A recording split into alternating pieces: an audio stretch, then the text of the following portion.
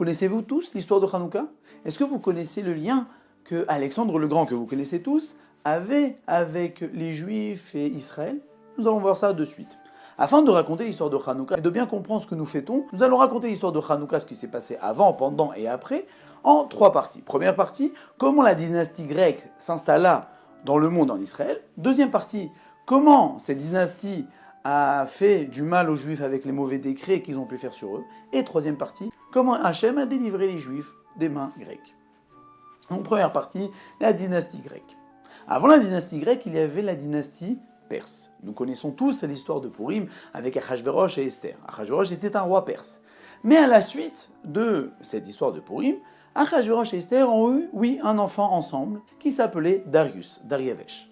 Dariavesh était un roi kasher, comme dit la Gemara, c'est-à-dire un roi juste. Et son initiative principale était de reconstruire le deuxième temple, puisque les Juifs étaient en exil et que le temple avait été détruit. Aussitôt dit, aussitôt fait, Dariavesh, a construit le Beth Amikdash en 4 ans, ce qui a provoqué le retour des Juifs en Eretz Israël.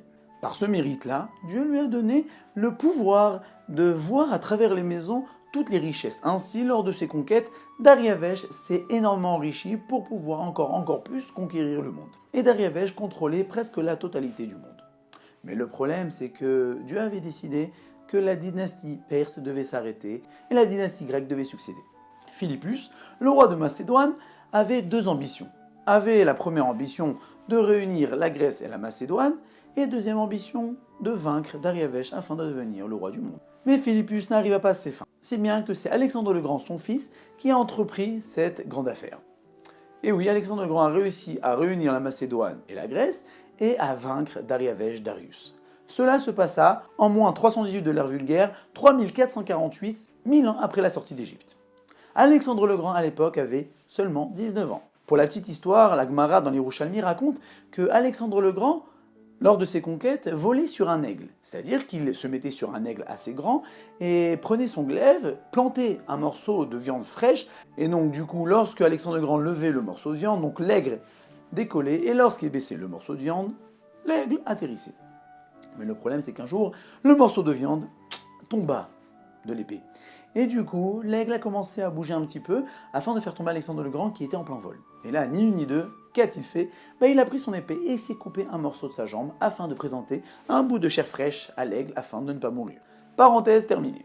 Alexandre le Grand continua ses conquêtes si bien qu'à l'âge de 25 ans, il dirigeait déjà 22 contrées. Son lien avec les Juifs et Israël était assez bien. Comme nous la raconte la petite histoire, où les Koutim, une secte des Juifs qui étaient des mauvais convertis, qui voulaient détruire le temple, sont partis voir Alexandre le Grand pour lui dire que les Juifs s'étaient rebellés contre Alexandre afin qu'Alexandre se mette en marche vers Jérusalem afin de détruire le temple. Ni une ni deux, Alexandre le Grand entreprit cette guerre, si bien que Shimon HaTzadik, Shimon le Kohen Gadol, le grand prêtre, lorsqu'il a entendu ça, a revêti ses habits de prêtre, de grand prêtre, et est sorti à sa rencontre. Lorsque Alexandre le Grand a rencontré Shimon HaTzadik, il est descendu de son cheval et s'est prosterné. Et là, tous ces sujets étaient en stupeur. Pourquoi Alexandre le Grand se prosterne? Et là, Alexandre le Grand leur a expliqué qu'à chaque fois qu'il gagnait ses guerres, il voyait le visage de Shimon HaTzadik. Le Maharsha explique que c'était un ange qui avait l'aspect de Shimon HaTzadik qui l'aidait à vaincre ses ennemis. C'est bien que Alexandre le Grand se calma et écouta ce qu'avait dit Shimon HaTzadik. Shimon HaTzadik lui expliquait que ces coutumes-là ont raconté des balivernes et Alexandre le Grand lui a donné la permission de se venger. Après cette vengeance faite, Alexandre le Grand a quand même voulu visiter le temple, le Beth Amikdash. Et là, heureusement, plusieurs incidents diplomatiques ont été évités. Premier incident diplomatique, par exemple, c'est que lors de l'entrée d'une personne dans le Harabaït, cette personne-là doit enlever ses chaussures. Nous n'avons pas le droit de rentrer avec nos chaussures dans le Harabaït. Mais le problème, c'est de dire ça à Alexandre le Grand, serait plutôt du lèse-majesté. Et c'est bien qu'un juif a eu l'intelligence de lui confectionner des chaussettes, des bas avec des émeraudes, avec des très belles pierres précieuses, avec une soie assez fine, de très bonne qualité. Lorsque là, Alexandre le Grand arriva devant le Harabaït, là, les Juifs lui ont dit, vous savez, roi, nous ne pouvons pas rentrer avec nos chaussures parce que nous avons peur de glisser.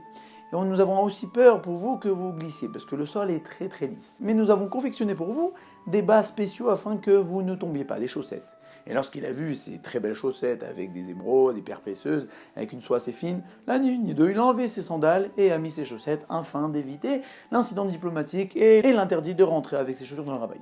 Deuxième incident diplomatique qui a été évité, lorsque Alexandre le Grand est rentré dans le Beth Amikdash, a été ébloui par la splendeur du temple, a voulu qu'on érige en son honneur une statue au milieu du Beth Amikdash. Et là, nous savons tous que nous n'avons pas le droit d'ériger une statue, si bien que Shimon HaTzadik lui dit, regardez, sire, nous n'avons pas le droit d'ériger une statue, mais si vous voulez, pour vous donner votre honneur comme il se le doit, nous allons appeler tous les enfants qui vont naître dans cette génération de prêtres à Alexandre en votre honneur.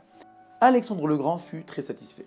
Nous voyons que le lien qu'avait Alexandre le Grand était assez bien entre lui et les Juifs. Mais le problème, c'est qu'avec Alexandre le Grand, la culture grecque a commencé à s'installer de plus en plus dans le monde et surtout en Israël. Comme le dit le petit-fils du Rambam, c'était l'époque où il y avait les plus grands sages. Nous avions Aristote, qui était le maître d'Alexandre le Grand, et Platon par exemple. Il y avait les théâtres, il y avait les stades. Et ainsi, Alexandre le Grand a commencé à enraciner peu à peu la culture grecque dans le monde en Israël. Mais pour l'instant, rien de grave. C'est que lorsque Alexandre le Grand a été assassiné, empoisonné à l'âge plus ou moins de 32 ans, alors là, ses généraux d'armée ont commencé à faire des problèmes. Mais avant de mourir, Alexandre le Grand a eu l'idée de partager son royaume en 12. Pourquoi ? Pour qu'il n'y ait pas un roi aussi puissant que lui l'a été. Donc il a partagé son royaume en 12. Mais le problème, c'est que 12 généraux d'armée, ça fait un peu beaucoup, si bien qu'ils se sont fait des guerres par-ci par-là, et ils se sont retrouvés à 4 grands généraux d'armée qui se sont partagés l'héritage d'Alexandre le Grand entre eux. Et cela, nous allons le raconter dans le prochain épisode.